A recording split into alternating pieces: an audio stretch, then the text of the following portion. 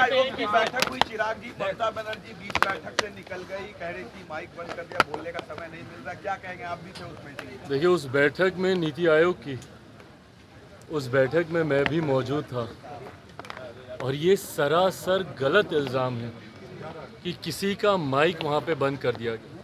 पहली बात तो जब ये विपक्ष बोलता है कि माइक बंद कर दें, उस माइक का कंट्रोल वहाँ पे बैठे किसी भी व्यक्ति के हाथ में नहीं होता है, उस व्यक्ति के खुद के हाथ में होता है। ना लोकसभा में, ना राज्यसभा में, ना ऐसी किसी बैठकों में।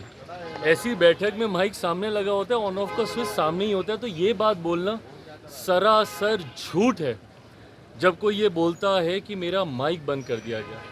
हाँ, हर मुख्यमंत्री को, क्योंकि समय की बाध्यता थी, ओपन एंडेड अगर डिस्कशन को रखा जाता तो संभवतः हफ्तों तक ये बैठक ही चलती रहती। ऐसे में हर मुख्यमंत्री से ये विनम्रता पूर्वक आग्रह किया गया था कि अपनी बातों को संक्षेप में एक तय समय सीमा के भीतर रखा जाए। जब वो समय सीमा पूरी हुई, सिर्फ एक रिमाइंडर के तौर पर उनको ज़रूर, जैसे तमाम मुख्यमंत्री को दोबारा से नोटिफाई किया गया कि भाई आपका समय समाप्त हो रहा है, इस तरीके से। बट उसके बाद जिस तरीके से बंगाल की मुख्यमंत्री ममता बनर्जी जी एकदम से उत्तेजित होकर उस बैठक को बीच में ही छोड़कर चली गई, मुझे लगता है ये आचरण गलत है। अगर आपको अपनी बात को रखना भी है, कोई नाराज़गी भी है, तो आप वहीं पे रखती ना, बोलती कि अभी मुझे और बोलना है, मुझे और कहना है। हम सब वहाँ पर मौजूद थे।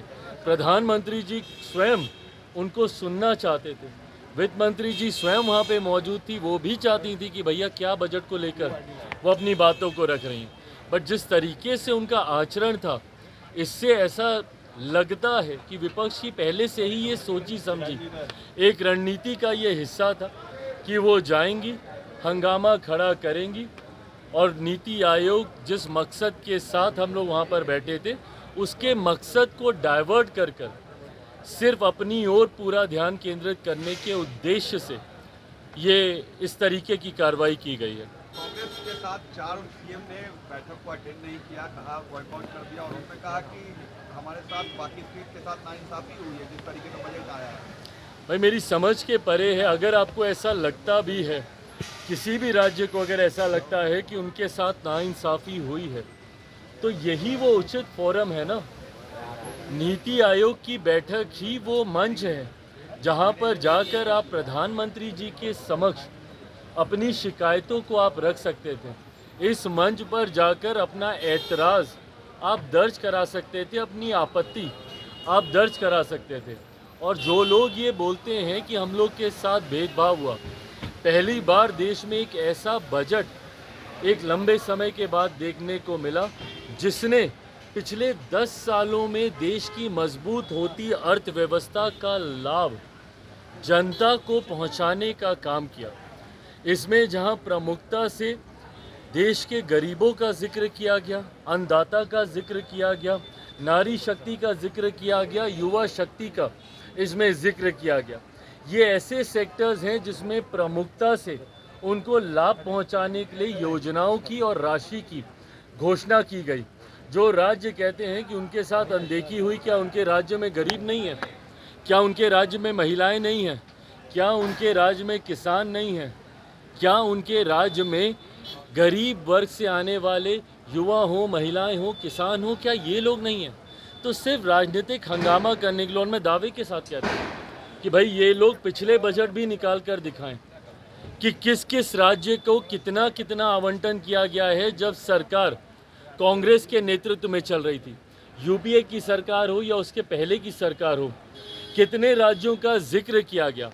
और मुझे ताज्जुब तो सबसे ज़्यादा राजद और कांग्रेस पर होता है। क्या राजद को खुशी नहीं होनी चाहिए कि भैया बिहार को एक बड़ी राशि आवंटित की गई है, इंफ्रास्ट्रक्चर डेवलपमेंट को लेकर हो, यहाँ पर सड़क को लेकर हो, पुल के निर्माण को लेकर हो। बिहार की सबसे बड़ी समस्या बाढ़, जिसका जिक्र हमेशा मैंने बिहार फर्स्ट, बिहारी फर्स्ट के माध्यम से मैंने किया। उस बाढ़ को लेकर लगभग 11,000 करोड़ की राशि अलग से आवंटित की जाती है। ऊर्जा को लेकर अलग से राशि आवंटित की जाती है। इंफ्रास्ट्रक्चर को लेकर राज्य में अलग से राशि आवंटित की जाती है। तो भैया अगर बिहार जैसा राज्य, जिसके लिए लंबे समय से हम लोग भी मांग करते थे भैया कि बिहार को विशेष राज्य का दर्जा मिलना चाहिए, बट स्पेशल कैटेगरी स्टेटस जब तक नहीं मिलता है, ये मांग भी हम लोग की थी कि बिहार को एक स्पेशल पैकेज मिलना चाहिए। आज मैं धन्यवाद करूंगा माननीय वित्त मंत्री जी का, और विशेष तौर पर मैं धन्यवाद करूंगा मेरे प्रधानमंत्री आदरणीय नरेंद्र मोदी जी का। मैं अपनी तरफ से, अपनी पार्टी लोक जनशक्ति पार्टी रामविलास की तरफ से प्रधानमंत्री जी और वित्त मंत्री जी का धन्यवाद करूंगा कि एक लंबे समय से जो बिहार और बिहारियों की मांग थी, उस मांग को सुना गया है, उस मांग को पूरा किया गया है। अगर इस पर भी अगर राजद और कांग्रेस को अगर ऐतराज़ है, तो ये वही लोग हैं जो कतई बिहार का विकास नहीं चाहते हैं। चिराग पासवान मॉनसून सत्र चरमदंग से गायब। भैया मुझे नहीं पता, बट अपनी जिम्मेदारियों का एहसास हर किसी को होना चाहिए। महत्वपूर्ण सत्र है और हर सत्र महत्वपूर्ण होता है। ऐसे में विपक्ष के नेता की भूमिका और ज़्यादा महत्वपूर्ण हो जाती है। आप कोई साधारण विधायक नहीं ना हैं, आप एक संवैधानिक पद पर हैं, और आपके पद की गंभीरता बढ़ती है जब आप विपक्ष के नेता की भूमिका में होते हैं। ऐसे में उसको गंभीरता से लेना ज़रूरी है। मुझे नहीं पता कि वो क्यों विधानसभा से गायब थे, पर कारण जो भी हो, इसको भी उतना ही महत्व देना चाहिए। एक सवाल है कि कांग्रेस की विधायिका है, कर दिया गया है। उन्होंने सवाल खड़ा किया कि रामगढ़ में बिहार के लोग मुखिया क्यों बनते हैं? डेमोग्राफी चेंज करने का सवाल है। क्या चीज़? रामगढ़ में बिहार के लोग आकर मुखिया क्यों बनते हैं?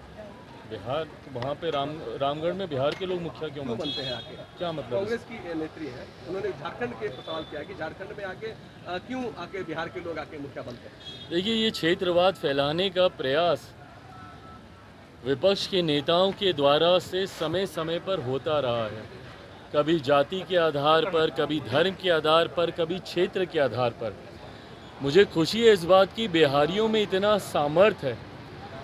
आप सबसे बड़े पदों से लेकर एक मजदूर की श्रेणी में भी आप देखिएगा तो देश के हर राज्य में एक महत्वपूर्ण भूमिका बिहारी निभाते हैं। आप बड़े बड़े बिजनेस हाउसेज में चले जाइए, वहाँ पर आपको बिहारी मिलेंगे। बड़े बड़े मीडिया हाउसेज में आप चले जाइए, बड़े बड़े पदों पर वहाँ पर आपको बिहारी मिलेंगे। कहने की ज़रूरत नहीं है, सबसे ज़्यादा IAS IPS ऑफिसर्स हमारे बिहार से आते हैं। बड़े बड़े अधिकारियों के पद पर विभिन्न राज्यों में, कल नीति आयोग की बैठक में हम मौजूद, वहाँ पर भी कई ऐसे बड़े अधिकारी जो विभिन्न राज्यों में बड़े पद पर हैं, उन्होंने भी आकर जब अपना परिचय दिया तो उन्होंने बताया कि वो भी बिहार से हैं।